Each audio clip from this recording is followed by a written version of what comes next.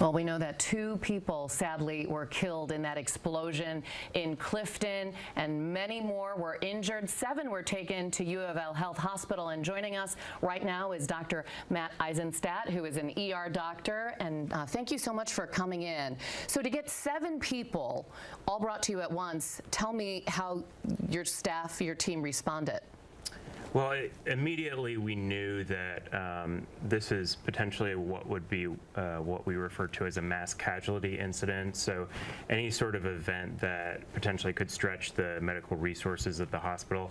And so we have plans for getting those resources immediately activated in the case of any sort of event like this. So all of those protocols were in place. Everyone did their part.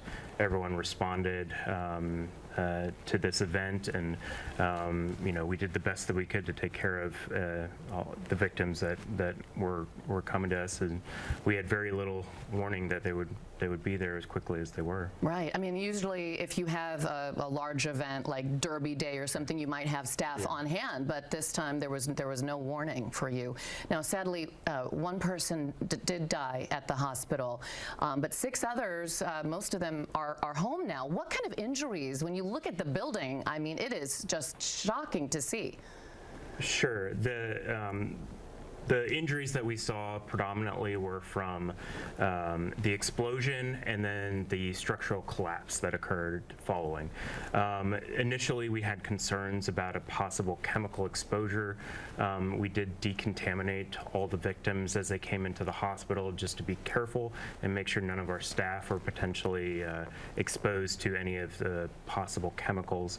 But for the most part, what we saw were injuries from that initial explosion and the structure collapsing on top of them. So was that burns and that type of thing? Burns, injuries to the bones, crush injuries, those sorts of things. And when you talk about decontamination, how does that work? We have a special area of the hospital that has a particular kind of shower, as well as staff that are able to quickly put on protective equipment. A victim from any sort of chemical exposure will go into that room. They will be showered, have any possible chemical that might remain on their skin or in their hair, in their clothes.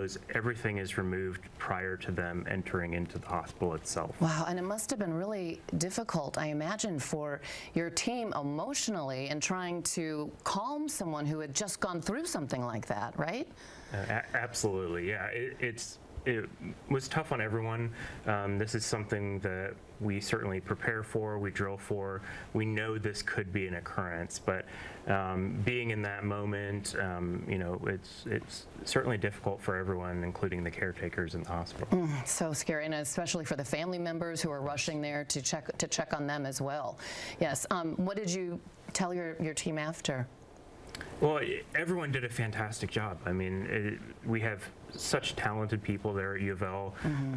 We've, spent countless hours training and making sure that we can respond to those sorts of events. And they did an amazing job taking care of people on such a short notice with such little information. Communication is difficult. The emotions were running high.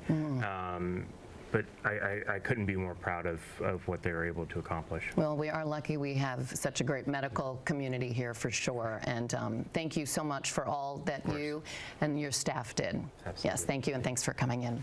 All right, we're going to take a break. We'll be right back.